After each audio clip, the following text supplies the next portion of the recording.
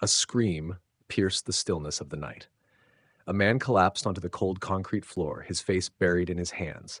The pain didn't come from a wound, it came from something deeper, something breaking inside. Hope, perhaps, or the last thread of belief in a better tomorrow. In a remote prison nestled in the mountains, two inmates shared a small, damp cell. Rusty iron bars separated them from the world. They came from different backgrounds, sentenced for different crimes, but now shared the same reality: silence, darkness, and time that moved painfully slow. The first man, Jack, had once been a successful businessman in New York. A sudden market crash took everything from him: his wealth, his reputation, his family. Desperate and angry, Jack made mistakes, big ones that landed him behind bars. Every morning he sat silently by the barred window, his eyes fixed on the muddy ground outside. The puddles, the grime, the filth, they mirrored what he felt inside: ruined, hopeless, broken. "This is it," he whispered to himself. "This is how it ends." The second man, David, had been a high school teacher in Ohio, wrongly convicted in a bitter land dispute. Though life had turned its back on him, David never let go of his inner light. Every evening, while Jack looked down, David looked up. Beyond the bars, through the cracks in the cell wall, he could see the night sky, vast, dark, and filled with stars.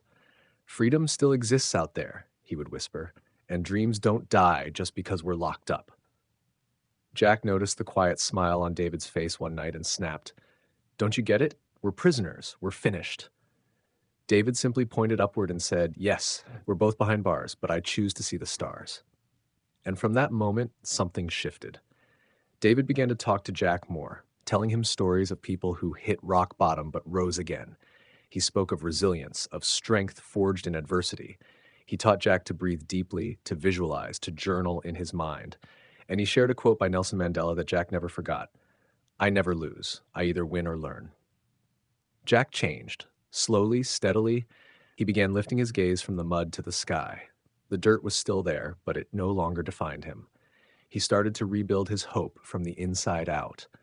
And when the day came, years later, that the prison gate finally opened, Jack walked out not as a broken man, but as someone reborn. Moral of the story: we can't always change the bars that confine us, but we can choose where we look. One man saw mud and stayed stuck in it. The other saw stars and soared beyond his circumstances. Your perspective shapes your reality. Look up. Even in the darkest night, the sky is full of stars.